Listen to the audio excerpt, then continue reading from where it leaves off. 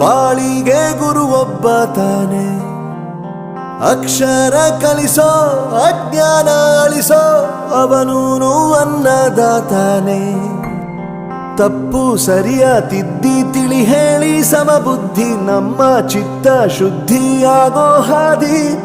ಎಷ್ಟೇ ದೂರ ಹೋದ್ರೂ ಮರಿಬೇಡ ನಿನ್ನ ಬೇರು, ನಿನ್ನ ಸಾಧನೆಗೆಲ್ಲ ಇದುವೇ ಆದಿ. ಪಾಠಶಾಲಾ